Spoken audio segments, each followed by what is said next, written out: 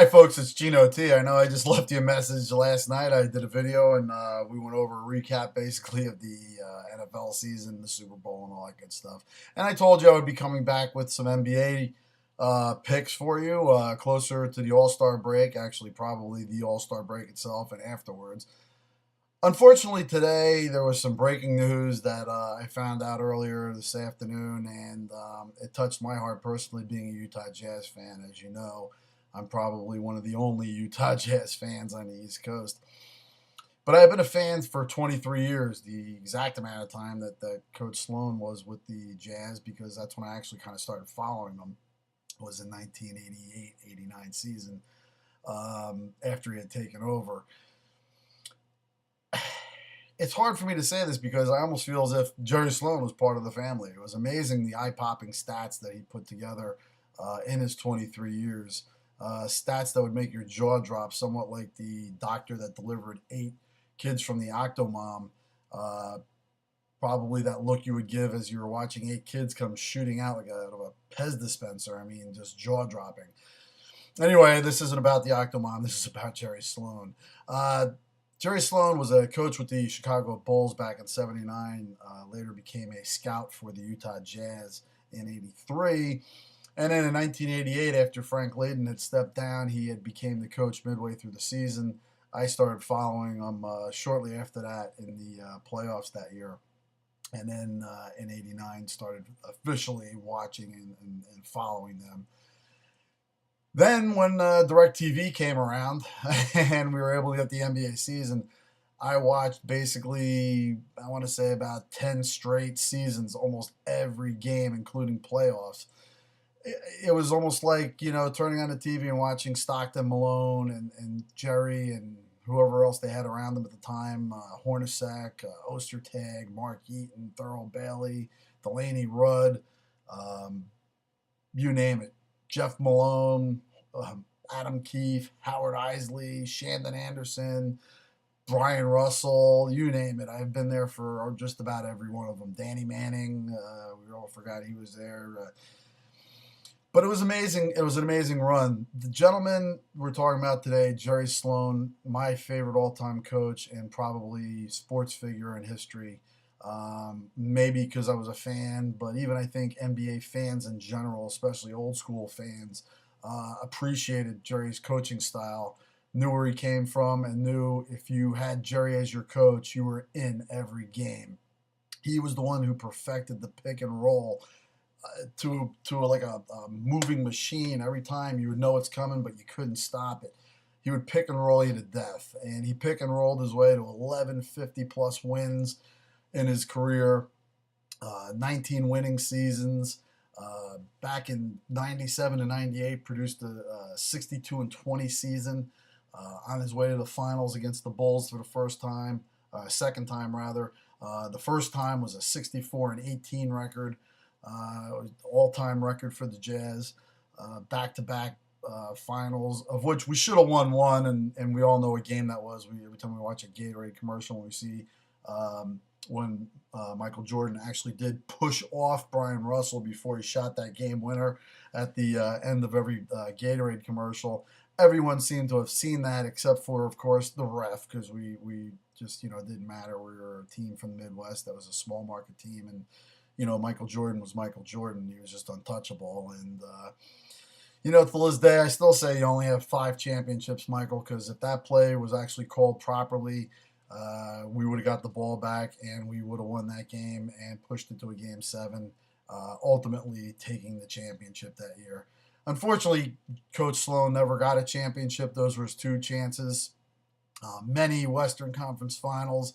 I remember battles against the Rockets, against the Portland Trailblazers, against the Seattle Sonics.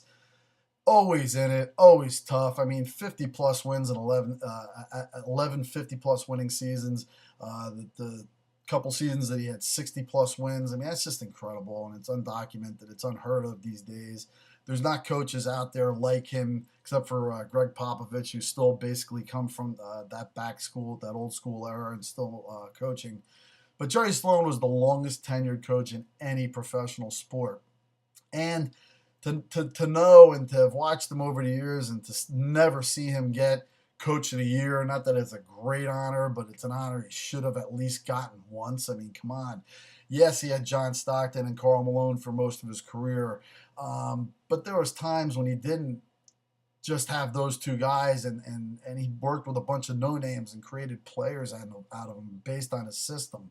It was incredible. And then even after Malone and Stockton, he was winning games, winning the conference, or not the conference, but the division in the Midwest. Very competitive in the Midwest. I mean, you have the Spurs, you have the Rockets, you have the Lakers. You had Portland in some cases. You had the Kings at one point. We had a lot of tough teams we faced every year, year in and year out, and Jerry was always right there. Most consistent coach I've ever seen or watched play the game, coach the game. Been to numerous, at least 15 to 20 Nets, Jazz, and Knicks Jazz games, because yes, I live here on the East Coast and I follow the Jazz, and it's a sad day. I saw the guy go through many phases in his life, and of course, I'm not even close to the emotion that I'm sure he's had throughout the years when his wife Bobby passed, going through Larry H. Miller's death when he passed away a couple years ago. It was just emotional to watch, and watching John Stockton retire back in 2003 was a lot. And then knowing that you were prepping for this new Jazz team to come together, but you still had Jerry Sloan, the centerpiece, who ran a pick and roll offense no matter what. And he ran a hard-nosed defensive team, was able to institute his system with any kind of players that he put into it and succeed. And I think that's just incredible. It's something that should be noted. It's something that should be looked at even for years to come. New fans of the NBA that don't even know who Jerry Sloan is, look him up. Go through some of the history of the Jazz and go through the history of Jerry Sloan and what he did there in that franchise. And today I just want to take my hat off to you, Jerry. Incidentally, this is your first championship year, the 97 season. I'm wearing that hat in honor of you today, and my John Stockton throwback jersey, as you see the banner in the background. And it's tough as a fan to watch this come to an end. And 23 years is a long time, and it just kind of went by fast because it was enjoyable. It was fun. Every year you rooted for the Jazz. You knew they were going to be in it. You saw playoff games. And sometimes they just got so close, and then there was those back-to-back years they made it. Karl Malone as an MVP. John Stockton and Karl Malone getting the MVP at the 93-94 NBA All-Star Game, which did take place in Salt Lake City at the time at the Salt Palace. The years at the Salt Palace, the Delta Center, now Energy Solutions Arena. They changed the names of these places, but you still always remember the Salt Palace for all those years. And I just want to say thank you, Coach Sloan, for all the years that you provided entertainment and put a quality product out there on the field, on the court rather. And there'll never be another like you. You were a coach that you don't see come around very often. And going forward, Tyrone Corbin, I know you've already been named the head coach, not even an interim coach. You went right to head coach.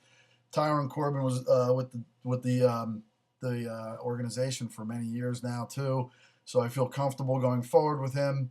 But I will always miss the fired up, animated Jerry Sloan on the sidelines of the game, and his coaching style and his technical fouls, the times he left the game and did what he believed in. Was just a great coach, and it's many good times, many good memories, and for all those years under Larry H. Miller, this is my Miller Light for you, Jerry.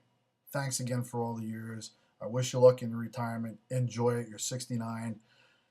Go out there, play some golf, ride your John Deere tractor, farm, do what you'd like it doing and enjoy doing. And I wish for you the best. And as always, at the end of every video, and I could mean this more sincerely now than I did ever before and going forward, Jerry Sloan, Coach Sloan, you take it easy.